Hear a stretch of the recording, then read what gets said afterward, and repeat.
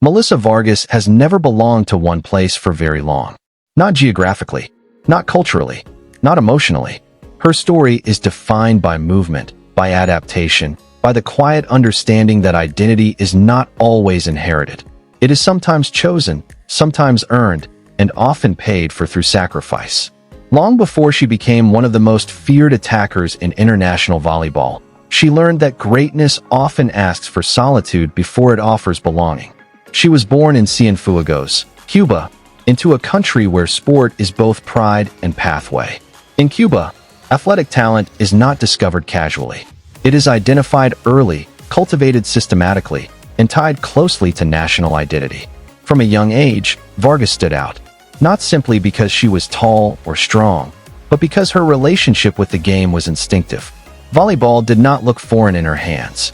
It looked familiar, as if her body already understood what the sport required before anyone explained it. Her power came naturally, but power alone does not separate players at the highest level. What made Vargas different even as a child was her fearlessness. She swung without hesitation. She challenged older players. She accepted physicality without retreat. There was no visible intimidation in her posture. The court felt like a place she belonged, even before the world told her she did. Cuba's sports system sharpened her quickly. Training was intense. Expectations were absolute. Discipline was non-negotiable. Vargas absorbed it all. She learned structure early, repetition early, accountability early. There was little room for individual expression, but there was immense room for excellence. By her mid-teens, she was no longer simply promising. She was unavoidable. At just 13 years old, Melissa Vargas debuted for Cuba's senior national team. The moment should have been celebratory, but it was heavier than applause suggested. Playing internationally at such a young age meant pressure without protection. It meant representing a nation before fully understanding yourself. Vargas handled it the only way she knew how, by competing, by hitting harder, by letting the game speak when words felt inadequate. Her rise was meteoric. International tournaments introduced her to the world as a prodigy, a teenager swinging with the force of a veteran. Opponents took notice. Commentators marveled at her composure. Yet beneath the surface, the demands were mounting. Being exceptional in Cuba meant carrying expectations that extended far beyond the court. Then came the fracture. Not physical at first, but emotional and structural. Vargas's relationship with the Cuban Volleyball Federation deteriorated. Details were never fully public, but the result was life-altering. She left Cuba as a teenager, cutting ties not just with a team, but with a system, a homeland, and a version of her future that had once seemed fixed. Defection is a word that sounds dramatic, but the reality is quieter and more painful. It means starting over without certainty. It means leaving family behind. It means trading security for possibility. Vargas was still a teenager when she made that choice. There was no guarantee of success, only the belief that her career could not survive where it was. Exile changes athletes. It strips away assumptions. It forces independence too early. Vargas arrived in Europe not as a star, but as a risk. She had talent, but she carried baggage, political, logistical, emotional. Clubs evaluated her cautiously. She had to prove herself again, this time without the safety net of a national system. She joined European club volleyball young, raw, and carrying unresolved grief. The court became refuge. Training became structure. Competition became language. When words failed, her swings did not. Slowly, she rebuilt herself, point by point, season by season. But rebuilding is never linear. In 2018, her body betrayed her in the most cruel way. A serious shoulder injury required surgery and lengthy rehabilitation. For a power hitter whose game relied on explosion, the injury threatened everything. Pain replaced rhythm. Doubt replaced momentum. The solitude of recovery mirrored the solitude of her broader journey. Rehabilitation forced Vargas to slow down, to relearn mechanics, to trust patience rather than force. Many players never return fully from such injuries. Vargas returned transformed. Her power remained, but it became more controlled. Her shot selection matured. Her understanding of the game deepened.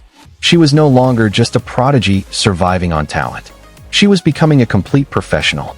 Turkey became the place where that transformation settled.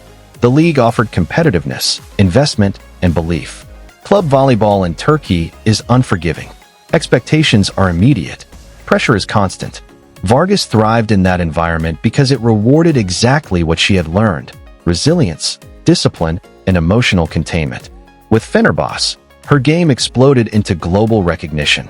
She became one of the most dominant opposite hitters in the world. Her arm swing was violent but precise. Her vertical leap gave her angles defenders could not seal. She scored against set blocks, broken plays, and elite defenses alike. Opponents knew where the ball was going. They still could not stop it. Yet even as her club career flourished, her international identity remained unresolved. Years passed without a national team. The absence was conspicuous. A player of her caliber without a flag felt incomplete. But Vargas waited. She did not rush allegiance. She did not perform loyalty. She understood that representation should feel earned, not borrowed. In 2023, she officially became eligible to represent Turkey. The decision carried weight.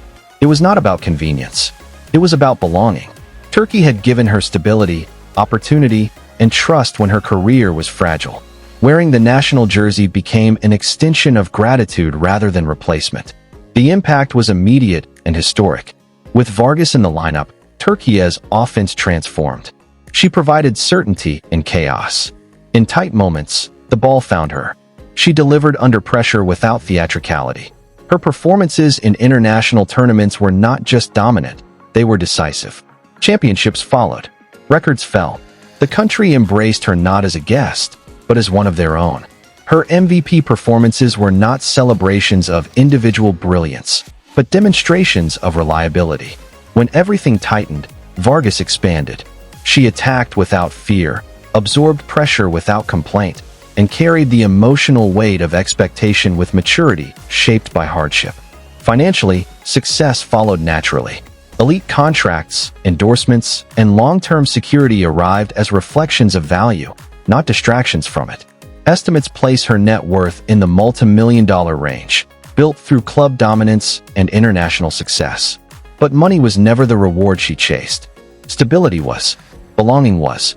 Melissa Vargas is not a player defined by aesthetics. Her game is forceful, sometimes brutal, always honest. She does not disguise effort. She does not soften impact. Her presence alters the geometry of the court. Defenses adjust not because of schemes, but because of inevitability. Off the court, she remains guarded. Her journey taught her that exposure is not always protection. She chooses words carefully. She carries herself with reserved confidence. Fame never softened her edges because hardship shaped them first. What makes Vargas compelling is not just her dominance, but the cost of it. She lost a homeland to gain a future. She endured injury to earn longevity. She waited years to reclaim international identity. Every triumph carries echoes of what was left behind.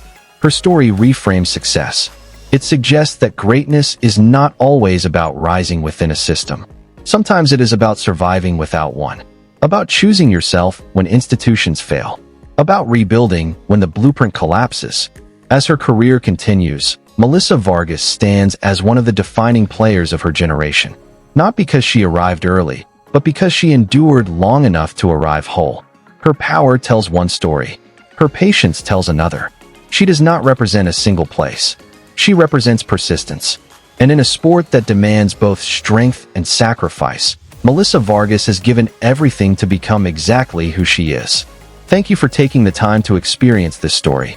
If you value long-form sports documentaries that explore resilience, identity, and evolution beyond highlights, please like, share, and subscribe.